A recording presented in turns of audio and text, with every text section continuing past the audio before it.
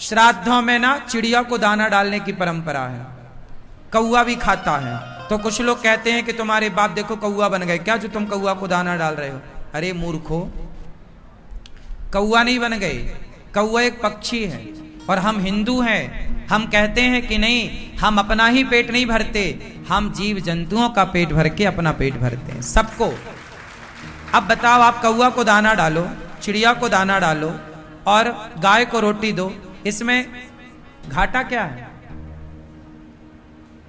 पूरी दुनिया में केवल भारत ऐसा है, सनातनी ऐसा है, जो अपने मरे हुए बाप का भी पानी देता है, जिसे श्राद्ध तर्पण कहते हैं। क्या कहते हैं? तर्पण कहते हैं ना, तर्पण करना, बाप का तर्पण है। श्राद्ध है पिताजी का, माताजी का, लोग कहते हैं श्राद्ध। श्राद्ध मीन्स पिंडदान, तर्पण है वो पूरा प्रोसेस।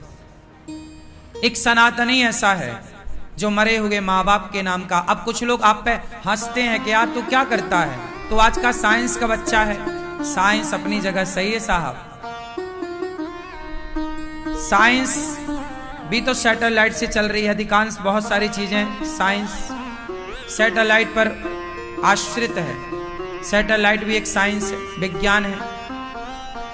सैटेलाइट भी ऊपर होती है और कोई भी चीज यहां से जब सिस्टम में डाली जाती है तो सैटेलाइट डायरेक्ट थोड़ी देता है, यहां से पहले वो सैटेलाइट को मिलती है, फिर वो सैटेलाइट छोड़ता है। यदि नीचे से उसे ऑपरेट ही ना किया जाए तो सैटेलाइट ऊपर थोड़ी अपने से चलती रहेगी, आखिर उसे भी तो ऑपरेट नीचे से किया जा रहा है, हाँ या ना? उसी तरह अब जैसे देखो क्या होता है, बिजली का करंट जब बनता है तो 440 वोल्ट का बनता है।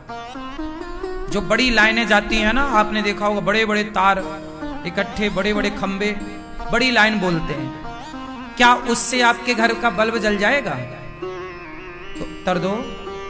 उस बड़ी 440 या 4 जो भी होता है 440, वो उस करंट को फिर एक ट्रांसफार्मर लगता है, बड़े बड़े, फिर वो और कम करता है, फिर वो गांव में सप्लाई होती है, फिर गांव में एक ट्रांसफार्मर और लगता है जो उस कम को भी और कम करता है, फिर वो सप्लाई आपके घर जाती है और उससे आपका पंखा कूलर चलता है।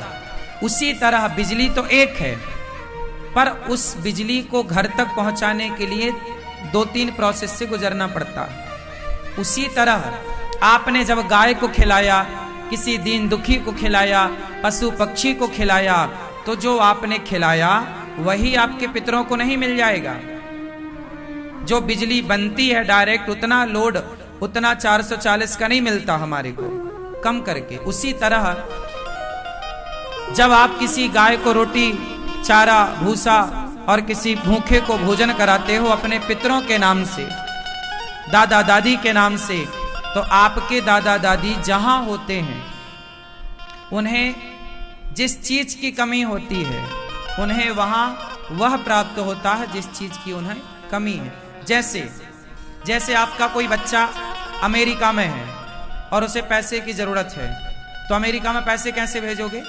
बैंक में डाल दो पैसे, लेकिन उसे मिलेगा क्या? उसे पैसे नहीं मिलेंगे, डॉलर मिलेगा, हाँ या ना? आपका बेटा है लंदन में और उसे आपने पैसे भेजे, तो उसे डॉलर नहीं मिलेगा, उसे पैसा नहीं मिलेगा, पाउंड मिलेगा। बोलो हाँ। आपका बेटा है चाइना में, तो आपका बेटा चाइना में है तो उसे पैसा भेजोगे तो ना उसे डॉलर मिलेगा, ना पाउंड मिलेगा, ना रुपया मिलेगा, जो वहां की करेंसी है चाइना की, उसे वो मिलेगी। ये बात सही है कि गलत है? वहां की बैंक उसे वो देती है। उसी तरह जब आप अपने माता पिता के नाम से किसी भूखे को भोजन देते, प्यासे को पानी देते, श्राद्ध करते, पिंडदान करते, भागवत करते, तो ये जो सारा पुण्य है, ये पुण्य आपके पितरों को मिलता है, जस का तस नहीं मिलता। जैसे पैसे का पैसा ही नहीं मिलता, डॉलर बन गया, पाउंड बन गया, फला बन गया, उसी तरह आपके पितरों को यदि मोक्ष की चाह है तो उन्हें मोक्ष मिल जाएगा, स्वर्ग की कामना है स्वर्ग मिल जाएगा, उनकी दुर्गति हो रही है कहीं तो उनकी सदगति हो जाएगी। उसे यह पुण्य उस रूप में प्राप्त होगा जिस चीज की उन्हें वहां पर रिक्वायरमेंट है, मतलब जरूरत है, आवश्यकता। बात समझ में आई? इसलिए कहता हूं श्राद्ध जरूर करना चाहिए आपको। आज से ही, आज पूर्णिमा है, आज से ही विशेष, आज से ही स्टार्ट होता है। पहला जल आज, फिर ये 15 दिन तक चलेगा। आप लोग जरूर अपने पितरों को, अपने माता पिता, अच्छा मैं एक छोटी सी बात आपको बताऊं, पिंडदान किसे करना चाहिए? माना कि एक बाप के 4 बेटे हैं, तो बताओ 4 बेटों में कौन सा बेटा पिंडदान करे? उत्तर दो। क्यों भैया? जोर से आप बताओ। परंपरा क्या है वो सुनो। परंपरा ये है कि यदि आप चारों भाइयों का चूल्हा एक है,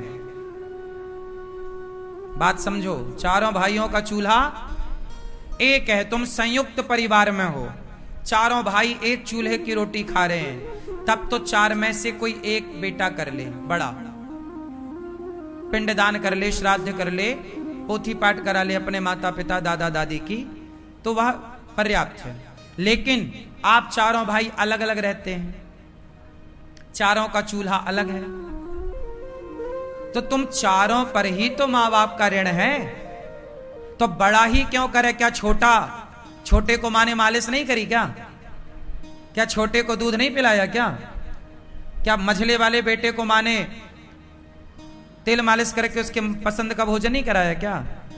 फिर चारों का चूल्हा एक है तो एक करेगा बड़ा, पर चारों अलग हो, चारों की रोटी अलग अलग बनती है, चारों अपना कमाते खाते हो, सेल्फ हो, तो फिर चारों को करना चाहिए।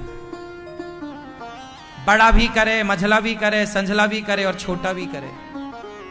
फिर सबका धर्म है कि भाई चलो बड़े ने तो कर लिया, श्राद्ध कराया, भागवत जी के पोथी पाठ कराई, वो तो कर लिया, तुमने क्या किया?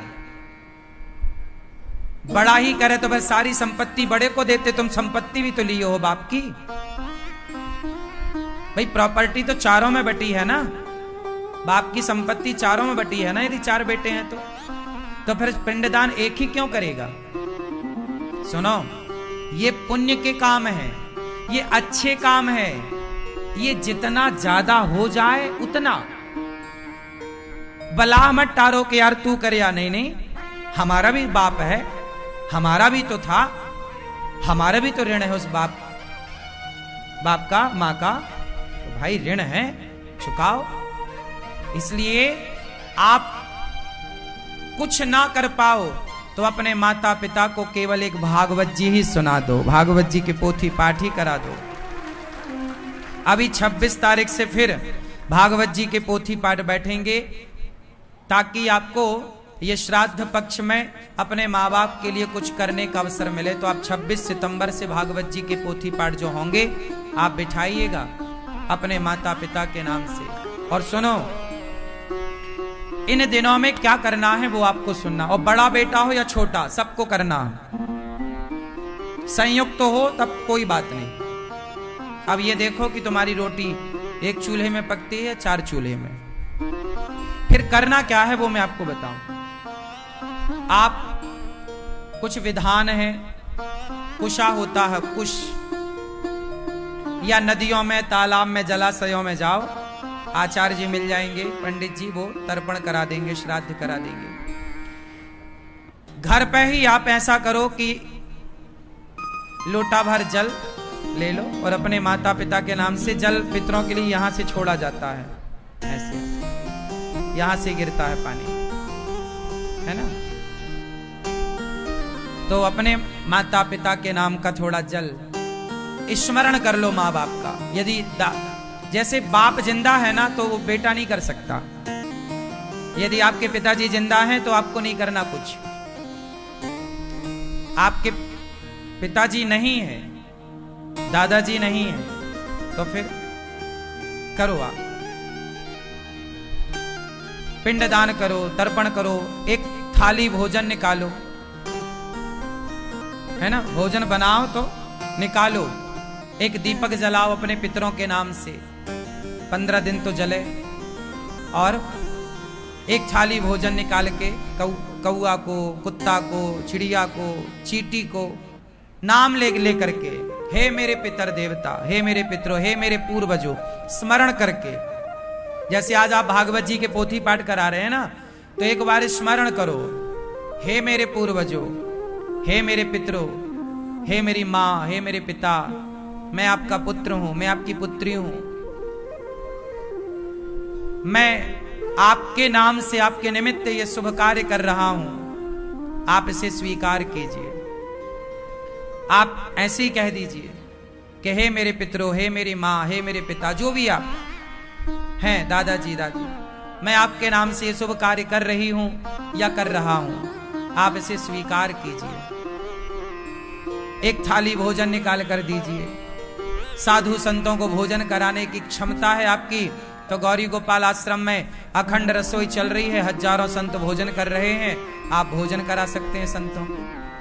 कुछ भी नहीं है, आप भोजन भी कराने लायक नहीं है, तो आप इस समय ना चारा सब जगह मिल जाता है, एक मुट्ठी चारा उखाड़ कर, काट कर, एक मुट्ठी चारा भी आपने एक गाय को खवाया। हे मेरे पितरों, मेरे पास कुछ नहीं है, किसी ब्राह्मण को भोजन कराने की क्षमता, माना कि कोई बहुत गरीब है, कि मैं किसी ब्राह्मण को भोजन भी नहीं करा सकता, मैं किसी को 4 रोटी भी नहीं दे सकता, तो हे मेरे पितरों, मैं आपके नाम से ये गौ माता को मुट्ठी भर चारा खवा रहा हूं।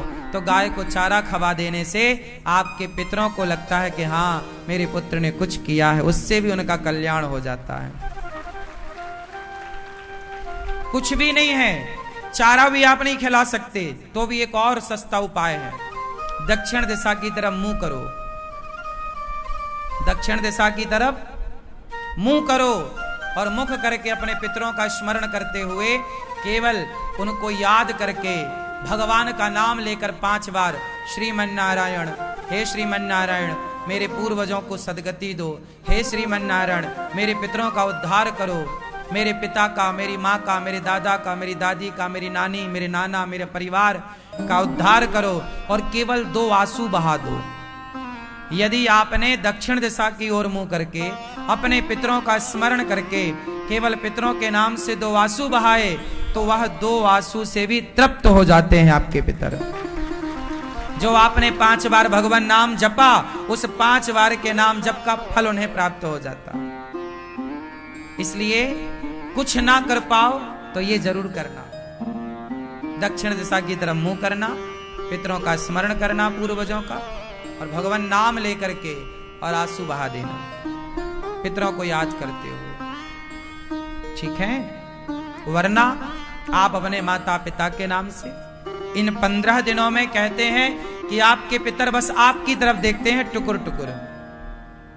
इन 15 दिनों में, वो साल में 15 दिनों के लिए वो आपके आसपास होते हैं, टुकुर टुकुर देखते हैं कि देखो सबका बेटा पोथी बिठाल रहा है, पिंडदान कर रहा है, श्राद्ध, मेरा बेटा क्या कर रहा है, मेरे बच्चे क्या कर रहे हैं, मेरे अपने क्या कर रहे हैं। इसलिए ये शुभ कार्य आप कर सकते हैं।